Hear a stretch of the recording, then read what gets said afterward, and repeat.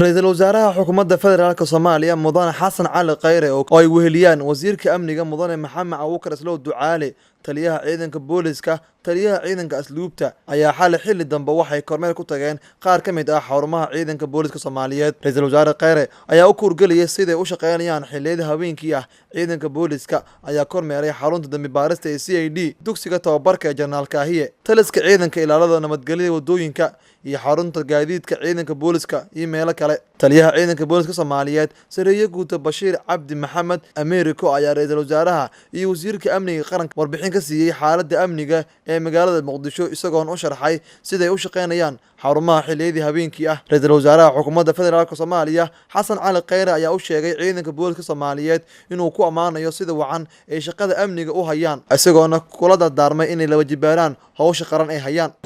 dhammaan dhalinyarada la soo tababarayna waxaan leeyahay hambalyo dawladda walaalaheen Djibouti oo noo soo tababartayna waxaan uga mahad celinaynaa dadaalka walaalnimo ee mar walba la garab taagan yihiin ciidanka cusub oo la soo tababarayna waxaan leeyahay ku soo dhawaada dalkiina hooyo waxa idin sugaysa shaqo aad u culus laakiin shaqada ugu wanaagsan oo qofku u qabto dalkiisa taasoo ah difaaca dalkaada hooyo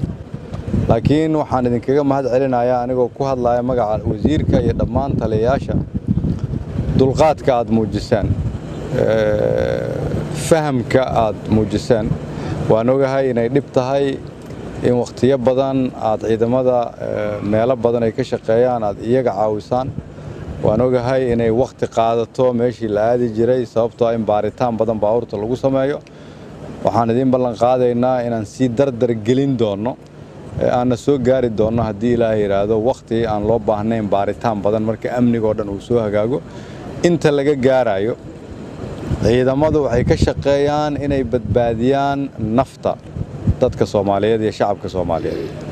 dadaalkaas waxaan idin ka codsanaynaa inaad u dul qaadataan kalena shaqeysaan ciidamada amniga sugana waxaan leenahay waa inaad dadka Soomaaliyeed ama shacabka Soomaaliyeed si sharaf leh ula dhaqantaan inaad ixtiraamtaan guriyaha aad galeysaan waa inaad ogaataan inay yihiin guriyo dad walaalihiina meelaha aad taagantihiin dadka waayeelka hooyooyinka iyo carruurta waxaa la rabaa inaad si fiican ula dhaqantaan jidadka ka gudbisaan